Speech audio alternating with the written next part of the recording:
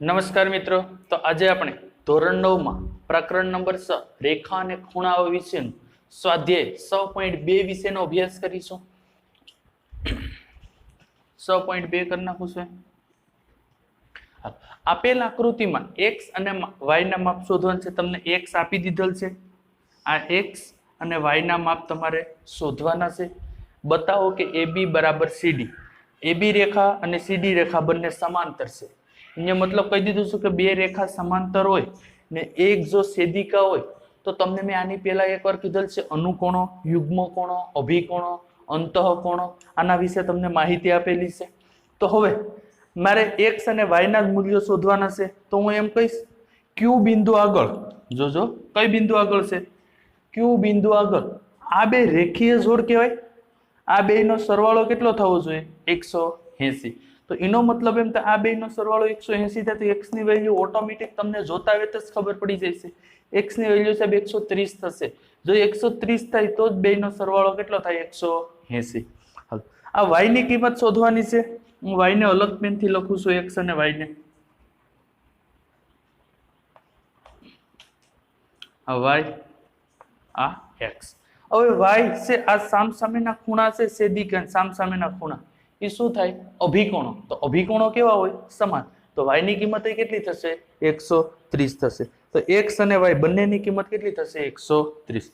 હવે દાખલો સ્ટાર્ટ કરતા પહેલા એમ લખીશ Q બિંદુ આગળ, કઈ Q બિંદુ આગળ રેખીય જોડના ખૂણા બનાવે છે. હું પહેલો મુદ્દો લખીશ. અહીંયા AB અને CD રેખાઓ,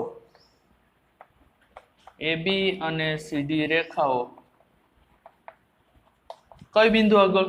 Q બિંદુ આગળ રેખીય જોડના ખૂણા બનાવે છે. Q બિંદુ આગળ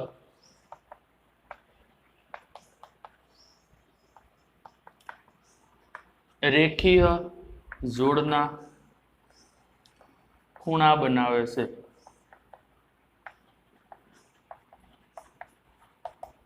એક વસ્તુ થઈ ગયું. હવે આ ખૂણાનો 50 જે દેખાય છે, અત્યારે હું અંડરલાઈન મારું છું, આ ખૂણાનું મને આખું નામ લખાવજો. આ ખૂણો જે અત્યારે મેં બ્લુ અંડરલાઈન માં, તો તમે કહેશો સાહેબ PQA, તો હું અહીં લખીશ માપ ખૂણો PQA પ્લસ, હવે આ ખૂણાનું મને નામ લખાવજો, x તમને દેખાય છે એ ખૂણો, તો તમે લખશો AQR. આ y છે માપ છે, r નામ છે, AQR. તો માપ ખૂણો, એમ એટલે માપ, આ નિશાની ખૂણો, AQR. બેનો સરવાળો કેટલો થશે? 180. હાલો એક વસ્તુ, PQA ની કિંમત શું છે? PQA ની કિંમત 50. AQR ની કિંમત શું છે? AQR ની કિંમત x બરાબર 180. 50 આ બાજુ જશે એટલે શું થશે? માઇનસ. પ્લસ 50 ઓલી બાજુ જઈશ તો માઇનસ. તો x બરાબર 180 માઇનસ 50. 180 માંથી 50 જાય એટલે x બરાબર શું આવશે? 130. તો x ની કિંમત આવશે 130. હાલો મને x મળી ગયો છે. હવે મારે મેળવવાનો છે y. તો સાહેબ y તો r બિંદુ આગળ સામસામે, ને મેં તમને આની પહેલા એક વાત કરી હતી, કોઈ પણ બે રેખા પરસ્પર છેદતી હોય, કોઈ પણ બે રેખા પરસ્પર છેદતી હોય તો છેદ બિંદુ આગળ સામસામેના ખૂણા કેવા કહેવાય? અભિકોણ. આ બે ખૂણા સરખા હોય, આ બે ખૂણા કેવા હોય છે? સરખા. તો સામસામેના ખૂણા કેવા હોય છે? સરખા હોય છે. તો હાલો હું લખીશ કે બિંદુ R આગળ સામસામેના ખૂણા કેવા હશે? સરખા. બિંદુ R આગળ સામસામેના ખૂણા કેવા છે? અભિકોણ છે. તો સામસામેના ખૂણા અભિકોણ હોય તો કેવા હશે? સરખા. તો બિંદુ R આગળ સામસામેના ખૂણા સમાન થશે. શા માટે સમાન થશે? કારણ કે ઈ ખૂણાની જોડ કેવી હશે? અભિકોણ હશે. બિંદુ R ની આગળ સામસામેના ખૂણા સમાન થશે. શા માટે? તો અહીં લખવાનું અભિકોણ હોવાથી. અભિકોણ હોવાથી. હવે તો આ ખૂણાનું મને હવે માપ લખાવવાનું છે. CRS, માપ ખૂણો CRS કેટલો? 130 છે. માપ ખૂણો CRS. હાલ આ ખૂણો, હવે આ ખૂણાનું મને નામ લખાવજો, y વાળો છે, તો એમ લખી શકાય QRD અથવા DRQ. તો આમ લખી શકાય બરાબર માપ ખૂણો QRD. અહીં લખ નાખવાનો અભિકોણો. તો હવે CRS નું માપ આપણે ખબર છે, CRS નું માપ કેટલું છે 130. તો અહીં CRS ની જગ્યાએ હું અહીં લખીશ 130. QRD નું માપ શું છે y. તો y ની કિંમત અહીં તમને મળી ગઈ છે 130. પાછું એકવાર સમજાવી દઉં છું. પેલું આપેલ આકૃતિમાં AB રેખા અને CD રેખા પરસ્પર કેવી છે, સમાંતર છે. આ જો પરસ્પર સમાંતર હોય તો એક છેદિકા વડે અનુકોણ બને, યુગ્મકોણ બને, અંતઃકોણો, અભિકોણો, આ ચારે ચાર વિશે માહિતી આપેલી છે મેં.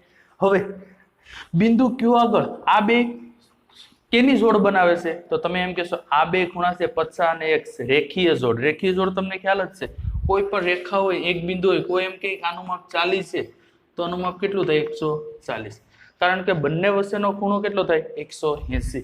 તો આ બે વચ્ચેનો ખૂણો આપણ જો એક સીધી રેખા જ બનાવે છે આ ટાઈપ. આમ કોકે તમને કીધું હોય, કોકે એમ કીધું આનું માપ 50 છે તો ઓટોમેટિક તમે એમ કહેશો આનું માપ 130 હશે, કારણ કે રેખીય જોડ એટલે એક સીધી રેખા ઉત્પન્ન કરતી હોય. તો આ બે નો સરવાળો કેટલો થાય 180. તો આ ખૂણાનું માપ મેં લખ્યું PQA, પછી AQR, બે નો સરવાળો 180. PQ1 નું માપ 50, AQR નું માપ 180. 50 આ બાજુ જશે એટલે માઇનસ 180 માંથી 50 જાય તો 130. આની આગળ કેવા સામસામેના ખૂણા કેવા હોય, અભિકોણ. બિંદુ R આગળ સામસામેના ખૂણા સમાન થશે, કારણ કે અભિકોણ હોવાથી. કઈ કઈ અભિકોણ થશે, CRS, QRD, આ સામસામેના ખૂણા. CRS નું માપ 130, QRD નું માપ y. તો આ રીતે આપણે x અને y ની કિંમત મળી જશે. સ્વાધ્યાય 6.2 નો બીજો દાખલો. બીજો દાખલો શું કહેવા માંગે છે, આપેલ આકૃતિમાં AB અને CD રેખા સમાંતર છે, એમ CD અને EF રેખા પર સમાંતર છે. આ ત્રણ રેખા છે. અત્યાર સુધીમાં આપણે બે રેખા સમાંતર હોય અને એક છેદિકા હોય તેના વિશે અનુકોણો, યુગ્મકોણો, અંતઃકોણો આ વિશે અભ્યાસ કર્યો. અત્યારે બે રેખાની જગ્યાએ કેટલી રેખા છે, ત્રણ રેખા. પણ ત્રણે ત્રણ રેખા કેવી છે, સમાંતર છે. આ તમને એક કિંમત આપી દીધી છે y જેમ z બરાબર 3:7 કિંમત આપેલી છે. તો હવે શું કરશું આપણે, પહેલા તો હું આ આકૃતિ છે એને સાઈડમાં એક આકૃતિ બીજી દોરું છું. આ વચ્ચેની લાઈન કાઢી નાખું છું.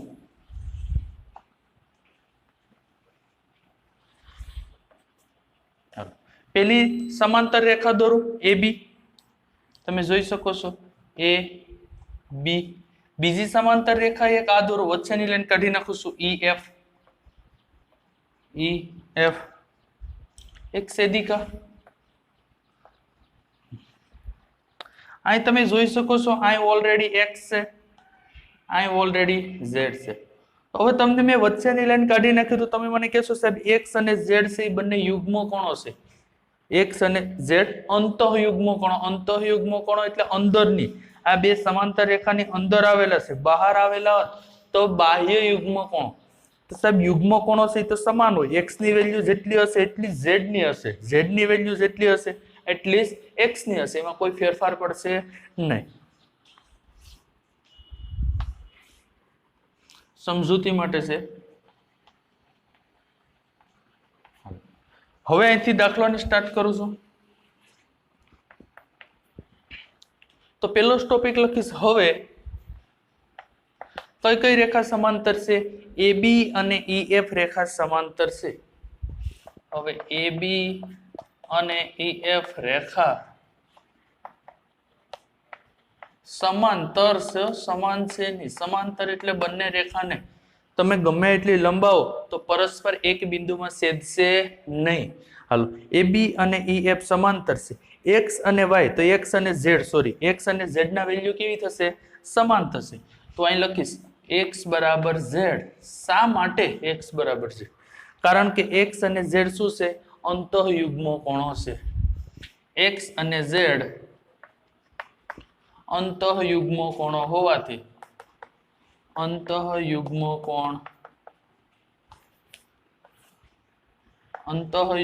કોણ હોવાથી સમાન થશે. હાલો એટલું થઈ ગયું છે x અને z. તો જે x ની વેલ્યુ હશે એ z ની હશે, z ની વેલ્યુ હશે એ x ની હશે. તો હવે x અને z તો તમને એક પરીક્ષામાં રકમમાં એક દાખલાની કિંમત આપી દીધી છે. શું આપેલ છે? y જેમ z 3:7. તો હવે હું આ બે ખૂણા કેવા છે સાહેબ? ઈ તો અનુકોણ છે. શું છે? અનુકોણ. તો હવે x અને y કેવા છે? અનુકોણ. તો x અને y સોરી અંતઃકોણ x અને y એ અંતઃકોણ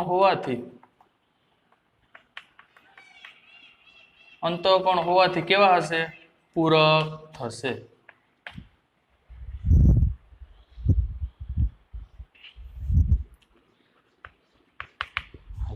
x અને y તમને મેં પેલા કહી દીધી x અને z ની વેલ્યુ તો સમાન હશે, પણ x અને y શું છે?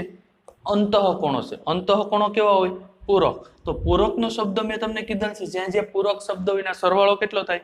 180. તો x અને y અંતઃકોણ હોય તો આ બેયનો સરવાળો કેટલો થશે? ગમે એની આકૃતિમાં જોશો તો x અને y નો સરવાળો 180. તો અહીં લખીશ x + y બરાબર 180. x ની જગ્યાએ તેને એમ કીધું છે z મૂકી દો. તો x બરાબર z મૂકીશ. અહીં લખીશ x બરાબર z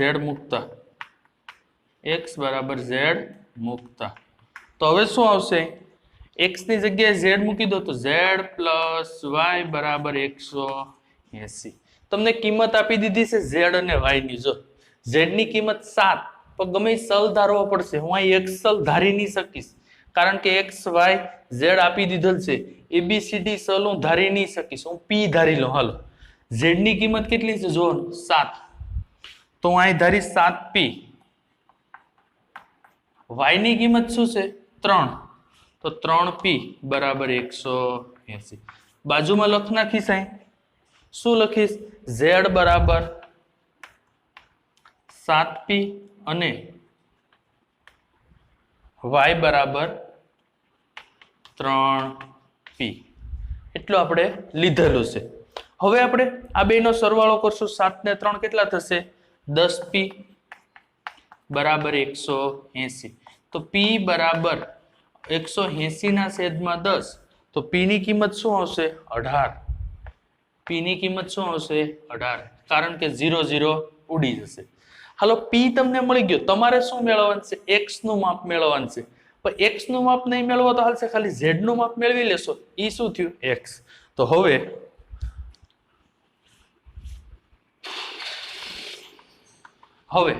z બરાબર શું આપણે ધાર્યું હતું? 7p. તો અહીં લખીશ z બરાબર 7p.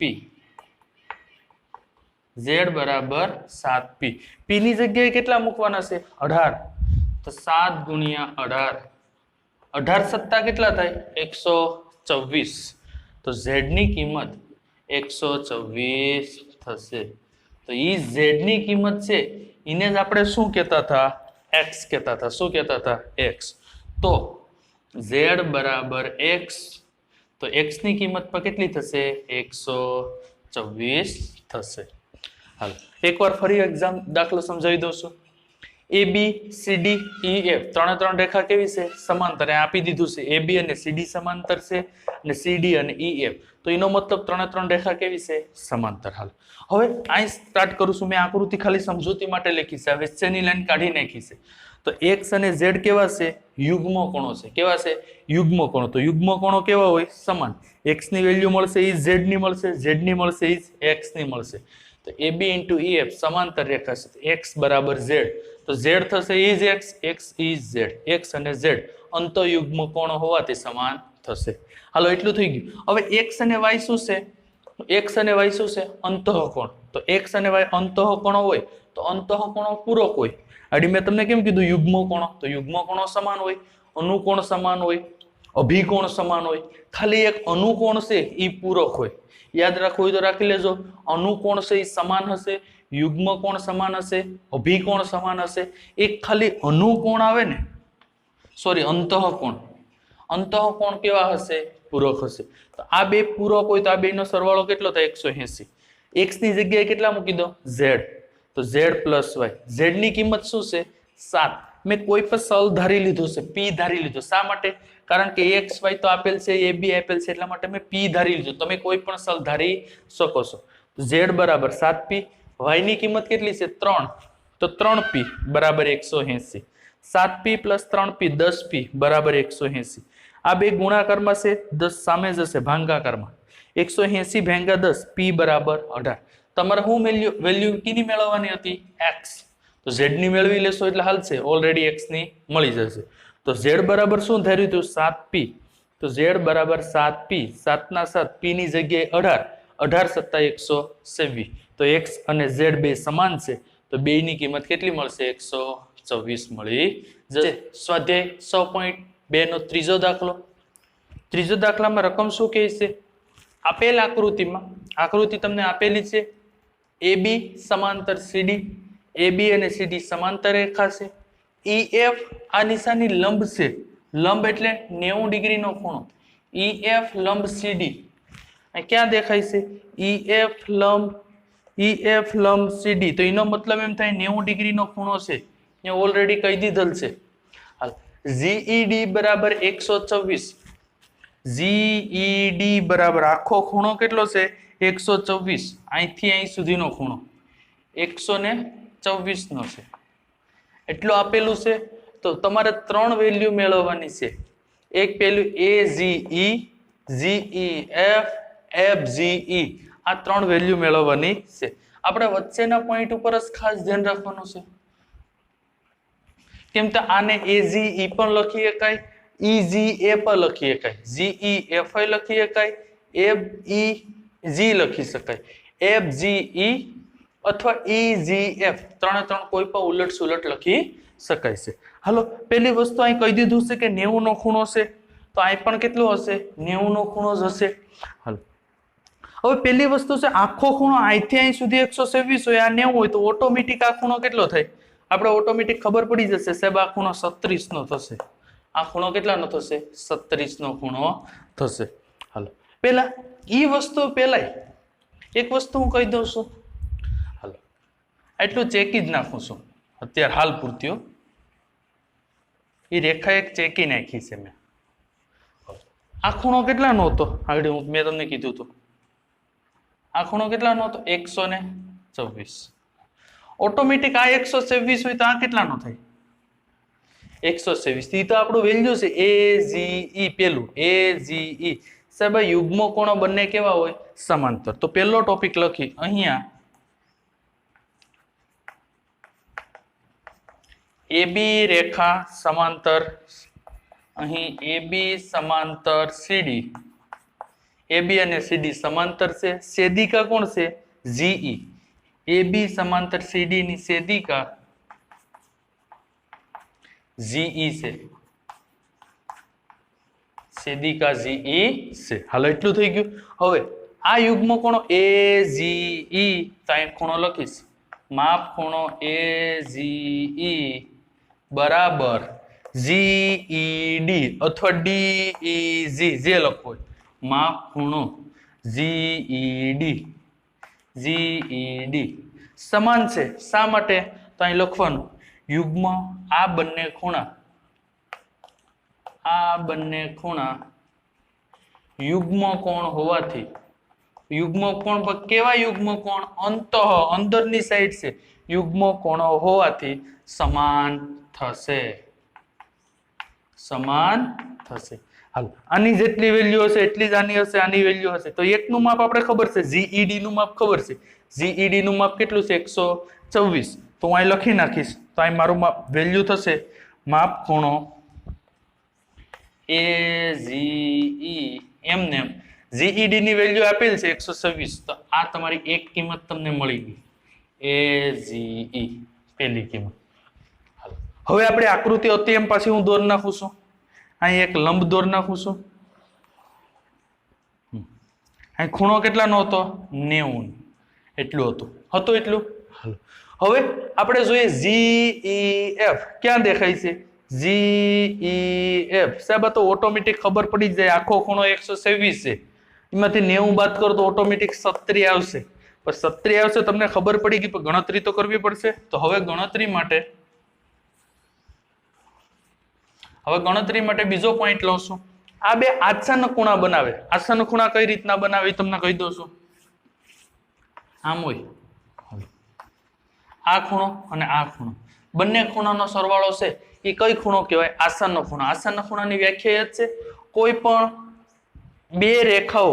પણ બે રેખાઓનું શિરોબિંદુ એક જ હોય, એક રેખા સામાન્ય હોય, બંનેમાં દેખાતી હોય તો આ બંને ખૂણાને શું કહેવાય? આસનના ખૂણા કહેવામાં આવે છે. હાલો તો હવે હું આ બે ખૂણાનો સરવાળો કરીશ, મને કરાવજો. એક આ ખૂણો જોજો, આ એટલો ખૂણો લખાવો ખાલી, તો તમે મને કહેશો GEF.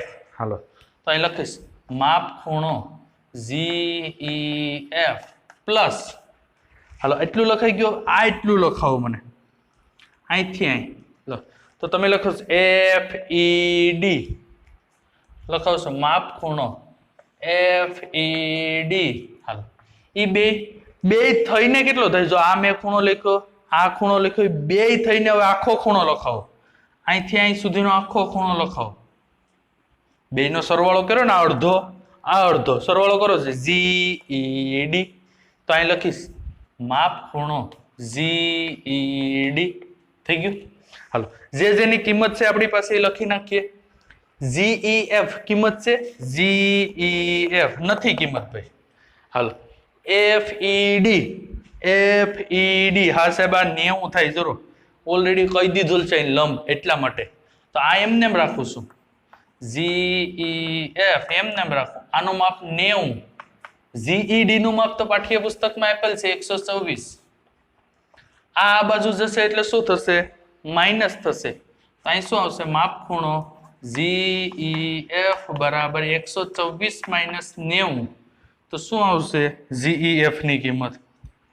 માપ ખૂણો GEF બરાબર 36. હાલો બે કિંમત મને મળી ગઈ GEF. હાલો બીજી કિંમત મળી ગઈ. હવે ત્રીજી કિંમત કઈ રહી છે? FGE. ક્યાં છે? FGE.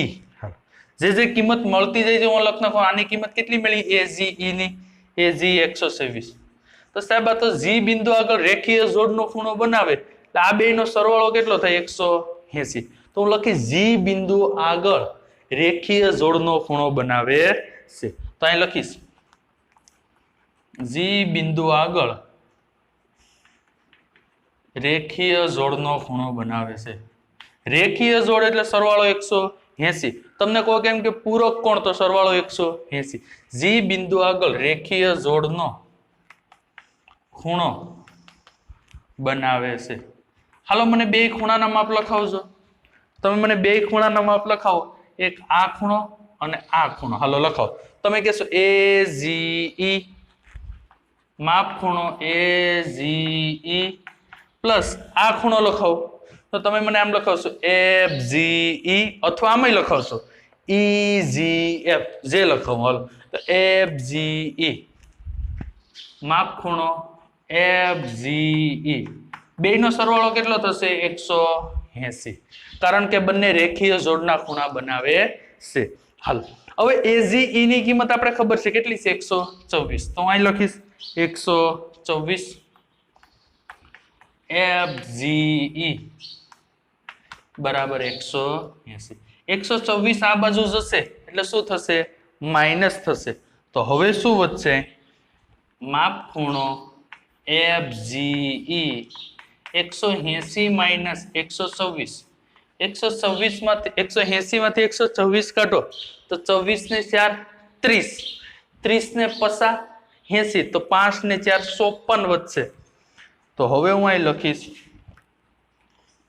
FGE બરાબર 54 થશે.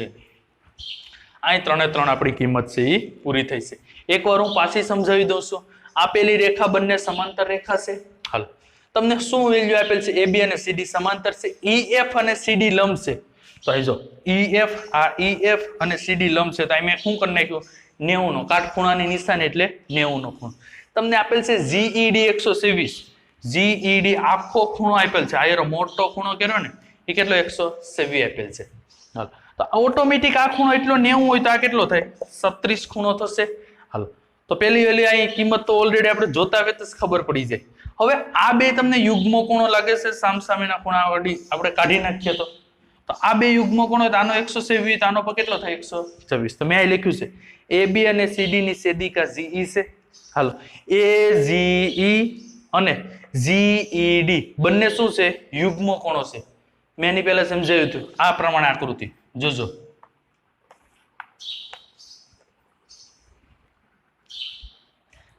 અહીં હું લખ નાખું AGB